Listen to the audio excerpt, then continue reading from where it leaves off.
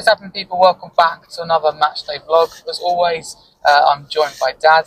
How you feeling ahead of this one? I'm feeling good. Sun's shining. On the way to watch Spurs play. Got a few days off work next week. All's good. That's what we like, indeed. You listened to, or you read the transcript of Asgol's interview with Ange Postecoglou, which I think was really interesting. Obviously, sat down, a detailed, long interview. What did you make of that? And what have you, maybe learned from that interview?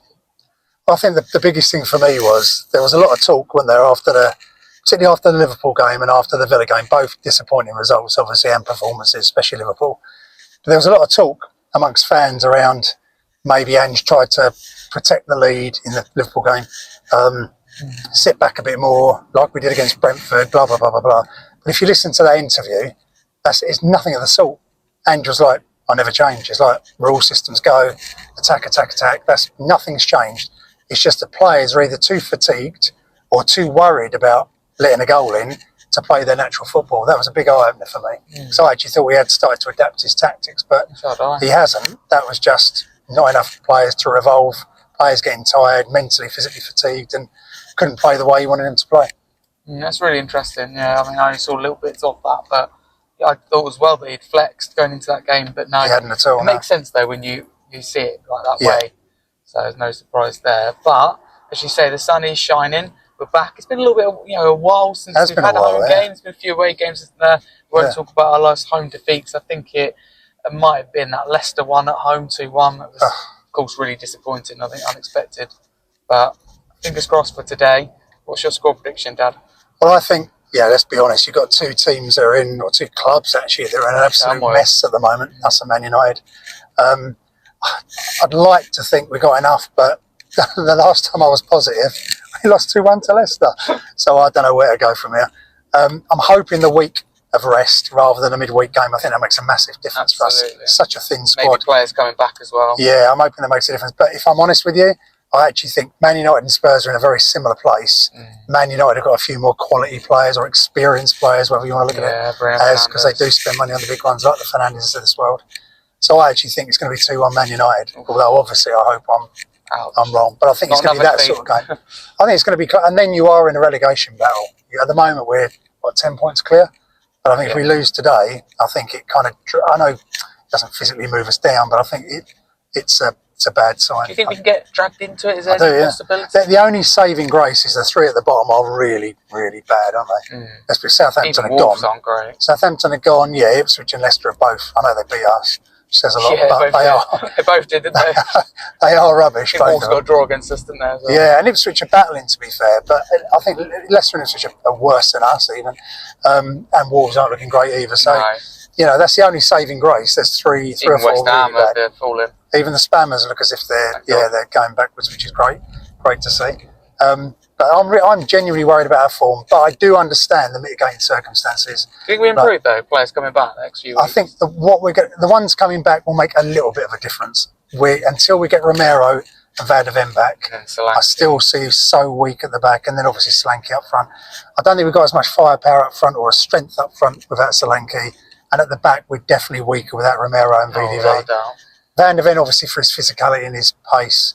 But Romero as well, just for that class, that quality on the ball, isn't he? He's so underrated by our fans.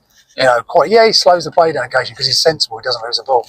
He just sometimes just does the right thing under pressure because he's a World Cup winner. He knows what to do. But when he comes back, we lack experience in proven winners, so you want the Romeros of this world in the side. But I think Maddison coming back is useful, and we need a bit of creativity. I think a couple of the others are handy. But I think until we get them two central defenders back, I just can't see us doing too much, to be honest with you. Let's say, because Vicario is back in the squad today, regardless. Let's say he starts. Does that make a massive difference? I think apparently, what Ange was saying, that in training particularly and around the dressing room, he's such a personality, so positive and so up for it all the time, that it's kind of contagious for the rest of the team. So I think from a personality, a leadership perspective, he's now part of the leadership group, apparently. And I think from that perspective, I think he makes a big difference. Whether that's fair on the current keeper or not, I'm not so sure. I think he's done well generally since I think he's done well. Young kid, you know. And when he's made mistakes, because there's been times I thought he's come back from that. He's come back and shown really strong mentality, and we don't have that leadership on the pitch to pick him up, and he's picked himself up. I think he's done well. I mean, fans getting on his back are just a joke because he's a kid and he's doing really well. But Vicario is different gravy. He's much more of a strong character. So I think that will make some difference coming back. I suspect he'll play today. There we go. That's predictions. He's going for United win, but a little bit of positivity in there, which is what we like.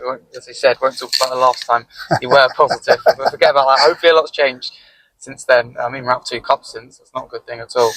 Going up 2 cups in 4 days. But in this game, I still think it's going to be an entertaining game. United being without Mainu and Diallo yesterday, both announcing that they're injured. I think that's massive for us. So I think that we can hurt them, we can cause them problems, but as Dad said, Bruno Fernandes, class, can cause us problems as well. We know what we're like defensively. I'm going 2-2. Would you take a draw? I'd take a draw all day long. Would you? Sure. Yeah, I would, yeah. I don't know if I would. No, I would, definitely. Just to stop losing at home. It'd be lovely. Yeah, that's true. Losing at home. But our record's so good against Man United. I think we've won our last... Well, we're unbeaten in our last 5, I think, against them. And we've, I think, won 4 and drawn 1. I think it's something like that. So it's positive.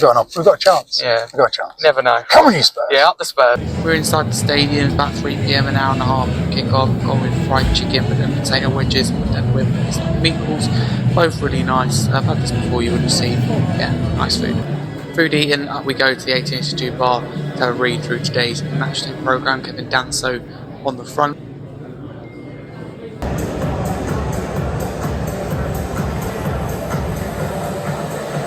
About 10 minutes from kick-off now. Come on, you Spurs.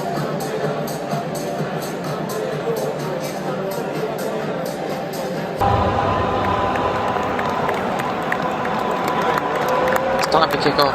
Players about to enter the stage in what is a must-win game. Good afternoon, and welcome to the Tottenham Spurs Stadium, your Royal Famous Open Pass. And what the team of Manchester United and Tottenham Hotspur.